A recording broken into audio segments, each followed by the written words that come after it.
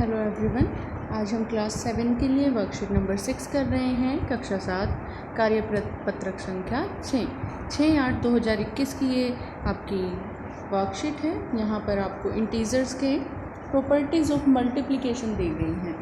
पूर्णांकों के गुणन के गुण दिए गए हैं और ये गुण क्या हैं हम पढ़ने वाले हैं। सबसे पहले यहाँ जो दिया गया है वो है क्लोजर प्रॉपर्टी, या फिर हिंदी में हम इसे कहते हैं गुणन के अंतर्गत संवर्त नियम क्या होता है या फिर क्लोजर प्रॉपर्टी क्या होती है। फॉर ऑल इंटीजर्स, सभी इंटीजर्स के लिए ए और बी जो होंगे, A into B is an integer, क्या कहते हैं, ऑल आर इंटीजर्स। अब हम जानते हैं इंटीजर्स कैसे होते हैं, प्लस भी होते हैं और माइनस भी होते हैं। इंटीजर्स क्या होते हैं, प्लस भी होते हैं और माइनस भी होते हैं, या फिर कहें पूर्णांक जो हमारे हैं वो हमारे धनात्मक भी होते हैं और ऋणात्मक भी होते हैं। अब ये कहता है यदि आपके पास दो पूर्णांक दिए गए हों या फिर दो इंटीजर दिए गए हों, कोई भी हैं ए और बी, तब क्या होगा, तब आपके दोनों जो पूर्णांक हैं जब गुणा किए जाएंगे, a इंटू बी किया जाएगा, तो वो आपको क्या उत्तर देंगे, वो आपको उत्तर में पूर्णांक ही दे देंगे। ठीक है। इसके बाद आपके पास कॉम्यूटेटिव प्रॉपर्टी आती है, और कॉम्यूटेटिव प्रॉपर्टी क्या कहती है, या फिर क्रम विनिमयता, ये आपको क्या कहती हैं, ये कहती हैं for all any two integers. अभी आपने मल्टीप्लिकेशन पढ़ा था कि मल्टीप्लाई करने पर भी इंटीजर आएगा या फिर आपका पूर्णांक आएगा। मैंने दो नंबर लिए जो पूर्णांक हैं और उनको गुणा कर दिया, तो क्या आया, हमारे पास पूर्णांक ही आया। 7 और -4 दोनों हमारे पूर्णांक है, एक प्लस वाला है एक माइनस वाला है, एक प्लस इंटीजर है और एक माइनस इंटीजर है। अब दोनों को मल्टीप्लाई किया तो मेरे पास क्या है, -28, और -28 क्या बनता है, वो भी हमारा पूर्णांक बनता है। इसी तरह से अभी दूसरी प्रॉपर्टी बोलते हैं, जब आपको दो पूर्णांक दिए गए हैं या फिर दो इंटीजर दिए गए हैं, अगर आप a मल्टीप्लाई b करते हैं या b मल्टीप्लाई a करते हैं तो वो दोनों इक्वल होंगे। आप किसी भी तरह से उनको मल्टीप्लाई करें वो क्या ठहरेंगे, वो बराबर ही ठहरेंगे। ठीक है। जैसे 3 इंटू -4 क्या बनेगा, -12 बन जाएगा। लेकिन -4 इंटू 3 किया जाए तो वो भी तो 12 बनेगा, वो भी माइनस के 12 बन जाएगा। तो ये हमारी कौन सी प्रॉपर्टी है, क्रम विनिमयता, या फिर हम कहें कॉम्यूटेटिविटी। अगला आपका है मल्टीप्लिकेशन बाय ज़ीरो। अब ज़ीरो से मल्टीप्लाई करना या शून्य से गुणा करना, अगली प्रॉपर्टी आपके पास ये आती है। शून्य से गुणा करना आपने पढ़ा भी था। अगर आप a को 0 से गुणा करते, कोई भी इंटीजर है उसको 0 से गुणा करते, तो उत्तर क्या आएगा, 0 आएगा। उत्तर क्या आ जाएगा, 0 ही आ जाएगा। किसी भी नंबर को गुणा कीजिए, और एग्जाम्पल में आपको इसने दिया है -7 को 0 से मल्टीप्लाई किया है और वो इक्वल टू 0 आ गया। इसके बाद मल्टीप्लिकेटिव आइडेंटिटी क्या होता है। मल्टीप्लिकेटिव आइडेंटिटी के अंदर वो आइडेंटिटी जिसको किसी नंबर से गुणा किया जाए तो वो क्या उत्तर दे, वही नंबर उत्तर में दे दे, आंसर में आपको दे दे। गुणात्मक तत्समक इसे हम बोलते हैं। कहता है किसी भी पूर्णांक a के लिए अगर a इंटू 1 या फिर 1 इंटू a किया जाए तो वो दोनों इक्वल हो जाते हैं आपस में भी, और किसके इक्वल हो जाते हैं, a के इक्वल हो जाते हैं जिस नंबर से गुणा किया है एक को। जैसे यहाँ पर एग्जाम्पल दिया है इन्होंने, -8 multiply 1 and 1 multiply -8, both are equal to -8। ठीक है। आफ्टर दैट एसोसिएटिविटी क्या कहते हैं। एसोसिएटिविटी के अंदर फॉर एनी 3 इंटीजर्स, तीन इंटीजर्स के लिए a, b एंड c, कोई 3 इंटीजर लिए हैं आपने a, b और c, उन तीनों के लिए क्या प्रॉपर्टी होल्ड करती है, या फिर सहचार्यता। क्या हो जाएगा सहचार्यता गुण में, जब आप a गुणा b करेंगे और गुणा में क्या करेंगे, c कर देंगे, तो वो किसके इक्वल आ जाएगा, a गुणा b गुणा c, और ब्रैकेट कहाँ, b और c पर आ जाएगा। ठीक है। इसके इक्वल हो जाएगा। सिंपल, आपको तीनों नंबर को जिनको आप गुणा कर रहे हैं सहचार्यता में या फिर आपके पास एसोसिएटिविटी में, उन तीनों नंबर को मल्टीप्लाई कर देंगे, लेकिन पहले ब्रैकेट पहले दो इंटीजर पर आ जाएगा, फिर बाद में ब्रैकेट लास्ट वाले दो इंटीजर्स पर या पूर्णांकों पर आ जाएगा। ये आपका सहचार्यता नियम होता है, ठीक है। इसके बाद आता है डिस्ट्रीब्यूटिव प्रॉपर्टी। डिस्ट्रीब्यूटिव प्रॉपर्टी या फिर वितरण गुण, इसके अनुसार क्या होगा? इसके अनुसार बच्चों, जब भी आप क्या करेंगे, दोनों ही प्रॉपर्टी आपकी सेम है। हिंदी में वितरण बोलते हैं और इंग्लिश में डिस्ट्रीब्यूटिव प्रॉपर्टी कहते हैं। तीन आपके जो इंटीजर लिए वो किस तरह से लिए कि दो इंटीजर तो हो गए प्लस, और थर्ड इंटीजर को क्या कर दिया गया, उन दोनों इंटीजर से मल्टीप्लाई कर दिया। किस तरह से मल्टीप्लाई हो जाएगा?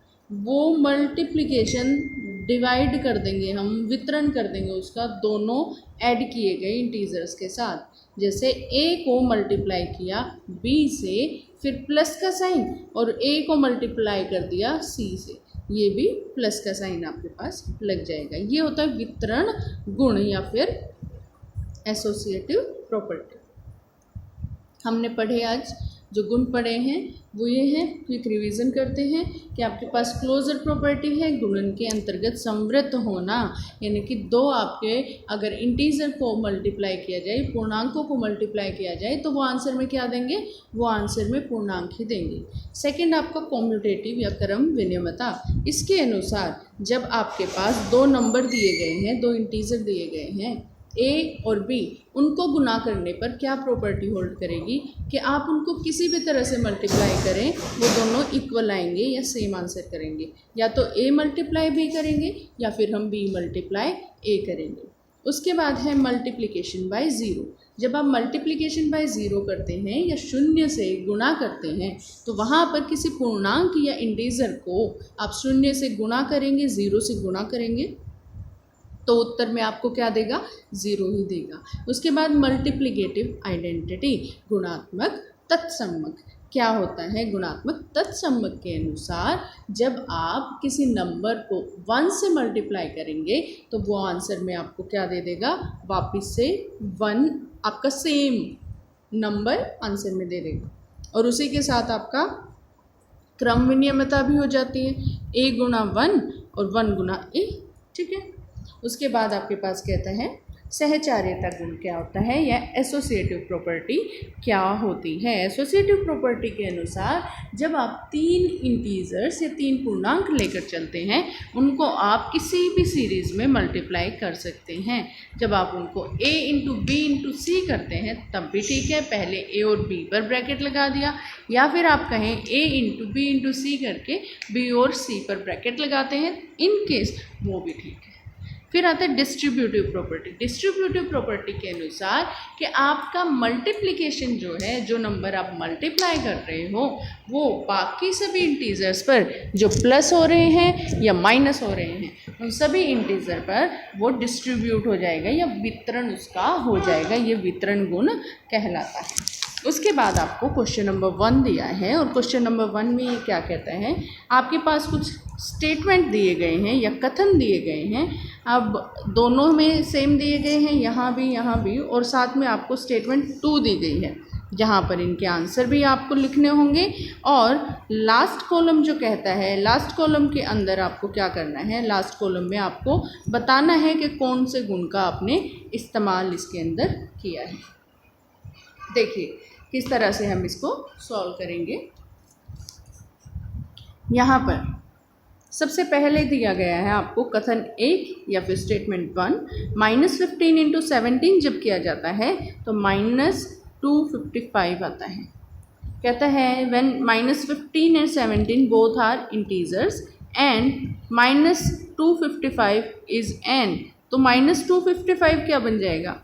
वो भी आपका इंटीजर बन जाएगा, ठीक है। हम क्या लिख देंगे? Is n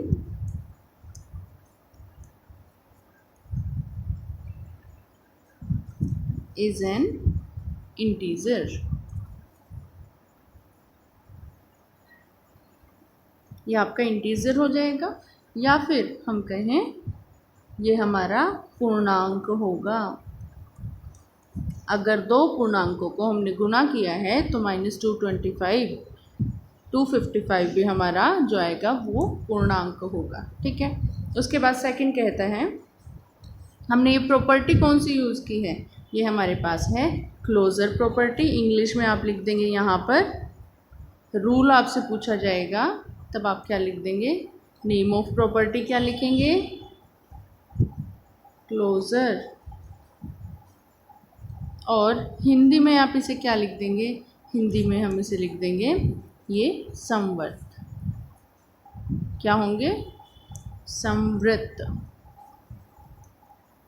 समवृत्त property. ठीक है, यहाँ पर क्या आएगा, पूर्णांक, यदि दो पूर्णांकों को गुणा किया जाए, और ये क्या आएगा, इंटीजर।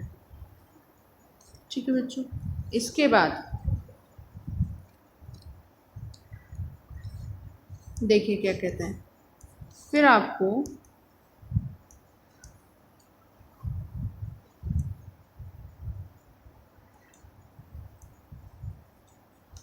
कहता है कि अगर आप मल्टीप्लाई करते हैं किन्हीं दो नंबर्स को इस तरह से कि माइनस, आपने 12 को मल्टीप्लाई किया -35 से, तो उसने क्या आंसर दिया, 420 आंसर दिया है।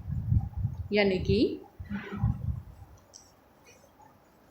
आपके पास जब आपने -35 और 12 को मल्टीप्लाई किया तो वो भी क्या आंसर देगा, -420 आंसर देगा।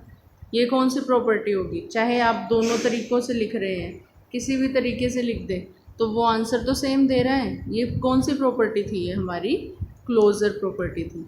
इसे इंग्लिश में हम क्या बोल देंगे, ये प्रॉपर्टी है क्लोजर, क्लोजर प्रॉपर्टी। ठीक है, अब हिंदी में भी क्या होगा, क्या आंसर दे देगा, -420 आंसर दे देगा। और प्रॉपर्टी कौन सी हो जाएगी, प्रॉपर्टी क्रम विनिमयता, -420 आंसर होगा और क्रम विनिमयता। ठीक है, ये आपका उत्तर हो जाएगा।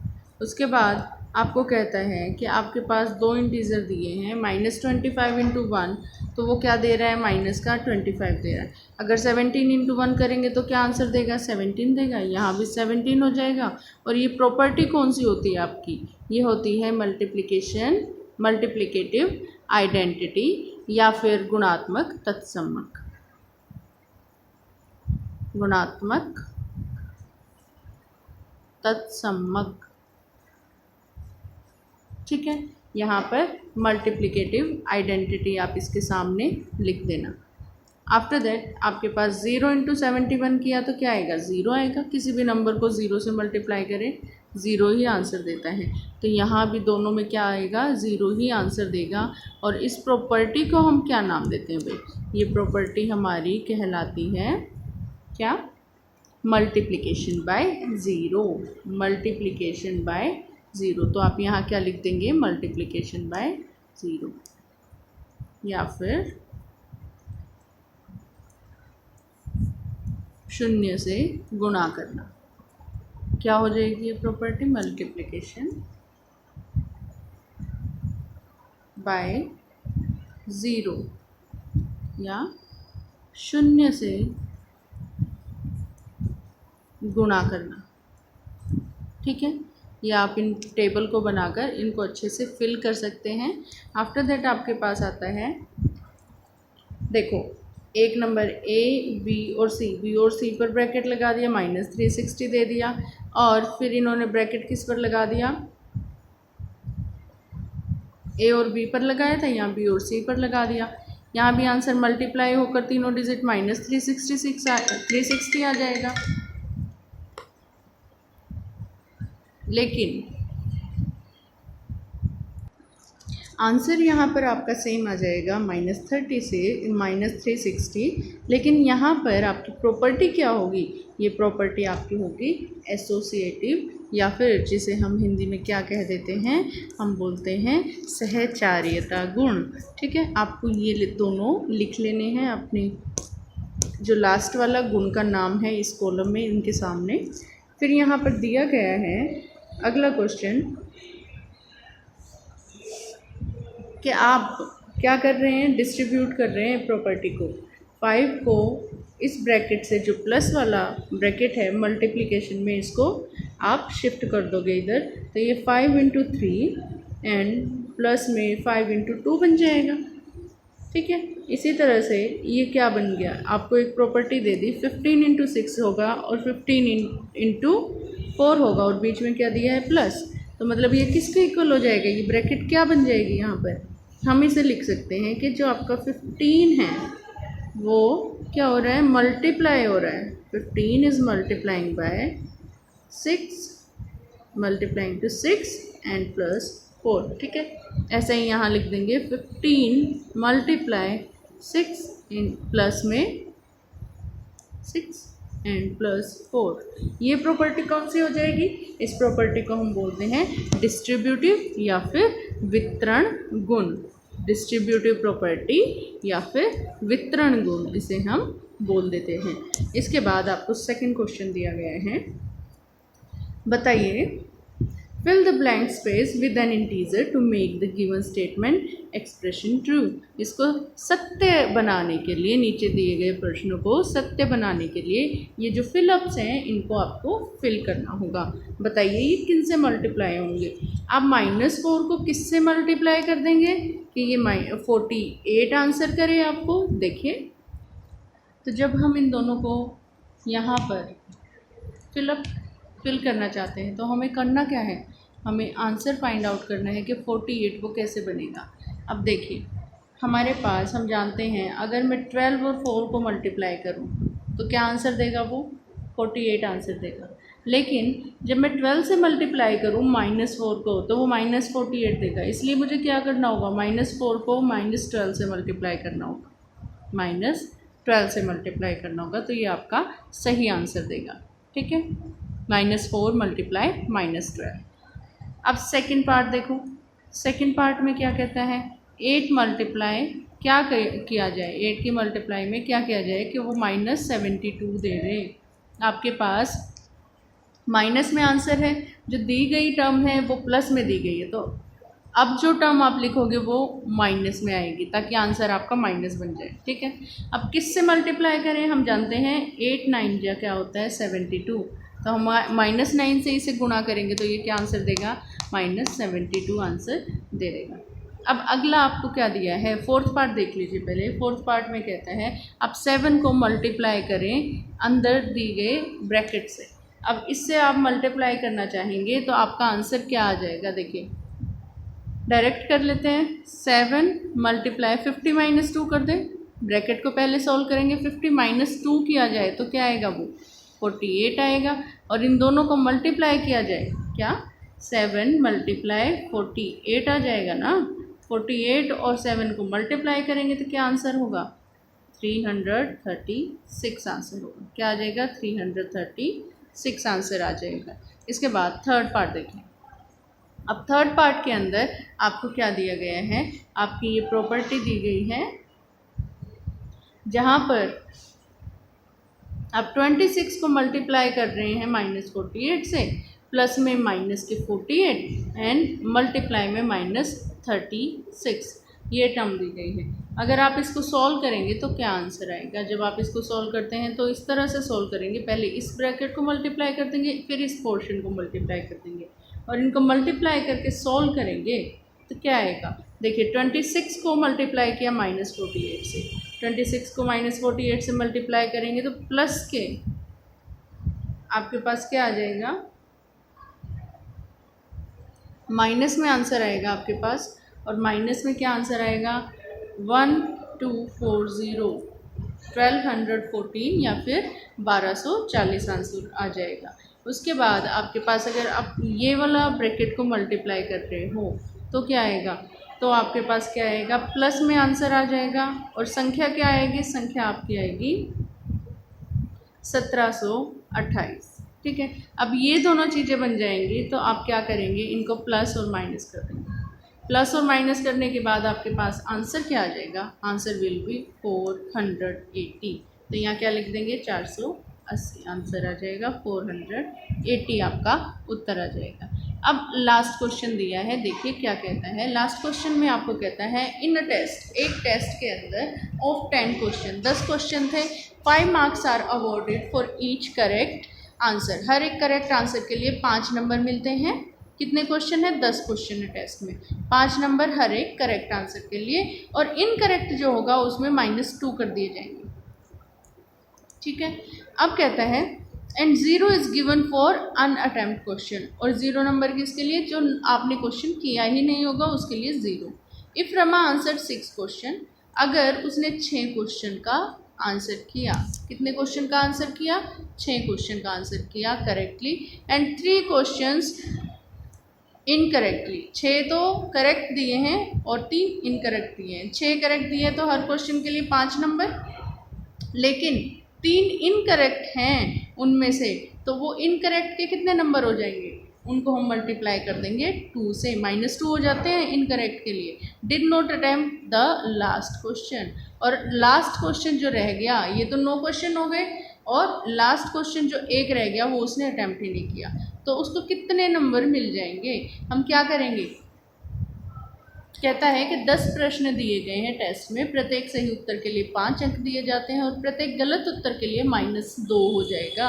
अब कहता है प्रयत्न नहीं किए गए क्वेश्चन, जो उसने नहीं किया है वो कौन सा है? 0, उसके लिए कितने नंबर हैं? 0 हैं। और अगर रमा ने 6 सही उत्तर दिए, कितने उत्तर दिए? 6 सही उत्तर, और 3 गलत उत्तर दिए हैं, तो आपको क्या बताना है? आखिरी प्रश्न नहीं किया तो उसको कुल कितने अंक प्राप्त होंगे अगर लास्ट क्वेश्चन वो नहीं करते हैं। तो अगर हम लिखना चाहें तो यहाँ पे करेक्ट क्वेश्चन आंसर्स कितने हैं आपके पास? करेक्ट क्वेश्चन आंसर्स कितने हैं? 6 हैं।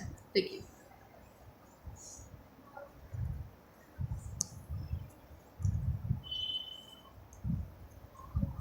हमारे पास करेक्ट आंसर्स, और उसके मार्क्स भी लिख लेंगे साथ में। करेक्ट आंसर हमारे पास 6 है, और उसको मार्क्स कितने मिल जाएंगे? 6 क्वेश्चन के लिए 5 नंबर हर एक क्वेश्चन के लिए मिलेंगे, तो 6 × 5 कर देंगे। 6 क्वेश्चन के लिए कितने होंगे? 30 मार्क्स हो जाएंगे। ठीक है, तो हम लिखेंगे सही उत्तर कितने दिए हैं? सही उत्तर, सही उत्तर हमारे पास है 6, और गुणा में क्या कर दिया हमने? गुणा में हम कर देंगे 5, तो किसके बराबर आ जाएगा? 30 के बराबर आ जाएगा। उसके बाद आपके पास क्या कहता है? जो इनकरेक्ट हैं, करेक्ट तो आपने लिख दिए, इनकरेक्ट कितने हैं? इनकरेक्ट हमारे पास हैं 3 क्वेश्चंस, और हर इनकरेक्ट के लिए -2 हो जाता है ना, तो -2 से मल्टीप्लाई कर दो, -6 हो जाएगा।